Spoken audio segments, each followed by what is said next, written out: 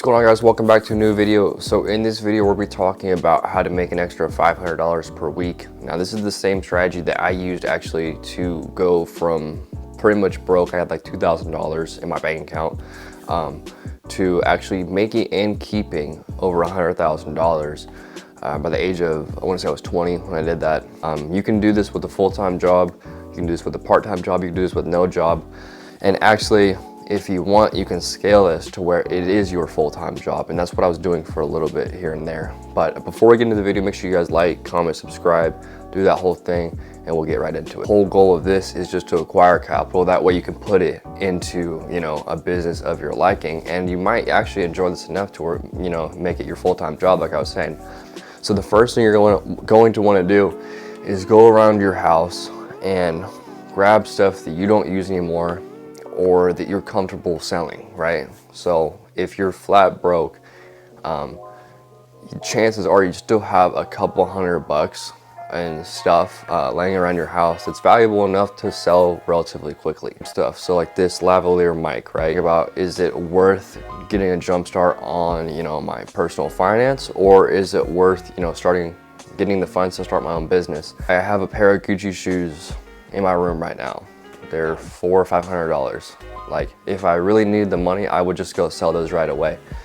Because starting your own business and getting that cash flow, and you could buy 20 pairs of Gucci shoes, but you got to make that jump. So go around your house and find things that you do not use or that you're comfortable selling that has value. A good way to see, like, okay, is this worth selling? You can actually go on the eBay app, search the item, and then search the sold listings and see how many are available on eBay and how many are selling in that month. So the second step really is just to list it. So if you have a smaller item that's easy to be shipped, you see on the eBay ranking that it's selling consistently, list that on eBay. Know there's going to be fees and stuff within that transaction, and you're going to have to set up the whole eBay account and do that whole thing, but you have to do that start to actually get where you want to go. So find stuff, if you have this microphone, like I was saying, this will list on eBay. You can sell that relatively quickly. It's easy to ship.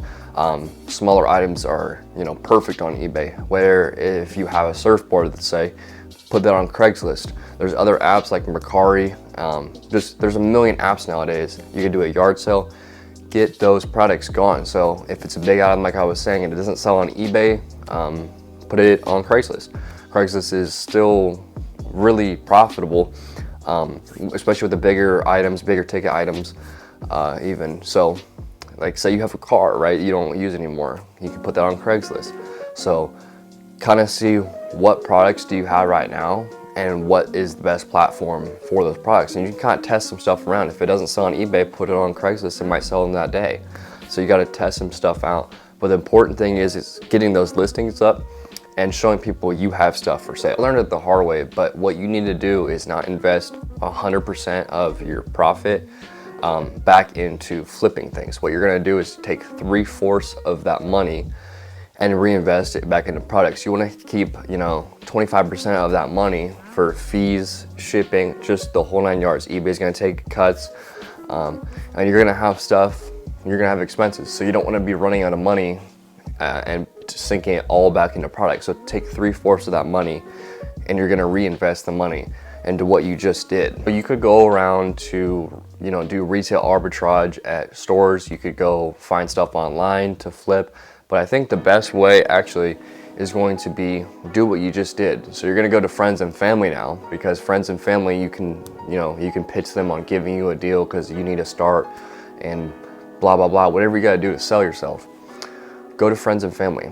So if I have a pair of Gucci shoes, right, and my brother comes up, or my sister, or whoever, friends and family, and they're like, man, I'm trying to make some money to start my business, can you sell me those Gucci shoes? And I could sell them for $400, but chances are you're gonna give your friends or family a discount, sell them to them for $200. Now you got a pair of $200 shoes you can sell for $400, make a $100 profit maybe after all expenses and shipping.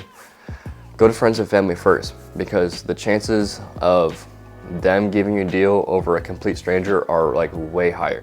So use your network, and that can be said for anything, but in this case, just go to them, and chances are they have a bunch of junk in their house. So what I used to do also is say, hey, I'll clean out all the junk you have in your house as long as you let me take it for free. And you'll be surprised, thousands and thousands and thousands of dollars are hiding in people's houses that they don't even know about, right? And they just would throw away, but they're too lazy to do it. So be that guy to go in there, clean their stuff out, flip it for a couple extra $1,000s. It's a great way to make 100% ROI, and it's just to get, you know, the ball rolling. And once you have capital, you have more decisions. But if you just have time, then you got to be creative. If you don't have money, you know, you got to get dirty a little bit and, you know, do some undesirable flipping, right? Maybe go dumpster diving. But I'd say the best way is just either friends and family, I'll clean your stuff out as long as you let me keep it. And also, hey, can I buy this for a discount? And, you know, give them the whole spiel. Make them, you know, feel bad, feel guilty for yourself, but for not doing it. But the chances, like I was saying, of your friends and family helping you out are a lot higher than a stranger. Now, the reason I was making good money is because I would flip anything. It did not matter. So if I didn't know a product, it doesn't matter. I have the internet. I can go and research the product right now and see, is this gonna sell? When is it gonna sell? How much is it gonna sell for? You don't have to be an expert in all these fields. Now, when you get more niche, then yeah, you wanna be, you know, familiar with the product, with the competition, all that. But if you're just flipping stuff to raise some capital, flip anything. I used to flip these beer steins. I buy them for $4, right? Every time I go to the thrift store, they had a ton. Buy them for $4, I'd sell them for $150. I bought remote control plane engines. I bought them, where were they at? They were listed at like $100 each. And I kind of finessed my way at the thrift store and said, hey, I'll buy them both for 80 bucks. I sold them for $300 a piece, right? And then you kind of start to build connections. So that thrift store, they're like, why are you buying all this stuff? So I told them what I do, and they gave me their card and said, hey, whenever we get a shipment in, we'll notify you first. You come check it out before anyone else does. As long as, you know, you purchase stuff, we're cool. So I got it in that way. So it's just about networking, talking to people. You got to get comfortable with talking to people and being in uncomfortable situations. And that business model, you can scale up, right? So I said the next step is just to either get into larger items. So you could flip watches, you could flip cars, and that's when you need to be a little bit more specialized in the industry. So you can make, you know, say you got $5,000 now, you could go buy a fixer-upper car, do some work into it, and flip it for $7,000. So you can get into larger ticket items that it's like a one and done type of deal, move on to the next one.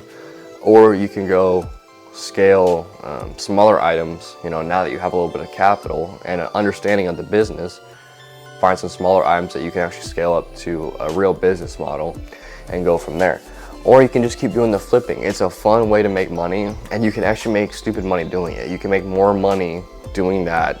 From past experience, I know this. You can make more money doing that, flipping trash, what people call trash. Make more money doing that than people working at a job, which is crazy, and you'll get a lot of hate. Just go get a real job. But I'm telling you, you can make really good money doing it.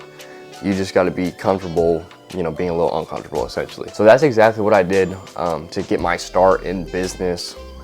I've been doing that, you know, my dad did it, my neighbors did it, and that's kind of where I got involved in it. And that's just the start, you know, to building a business, getting more knowledge, and you might fail and stuff like that. But the beauty of this business is it's such a low startup cost, and the cool thing about it is the startup cost is in your house. You don't have to go find money, you don't have to go get a loan. It's just a great way to either earn some extra money to pay off whatever you need, or to actually build a business and get going and turn it into a full-time thing. So I hope you guys enjoyed the video. Like I said, it's what I did to get my start. Keep $100,000 over and over, and you know, it's a very real thing, and a lot of people pass it up. So if you guys are dead broke or you guys need some money, give it a shot. Make sure you guys subscribe, like, comment what you guys are thinking down below, and I'll see you guys in the next one.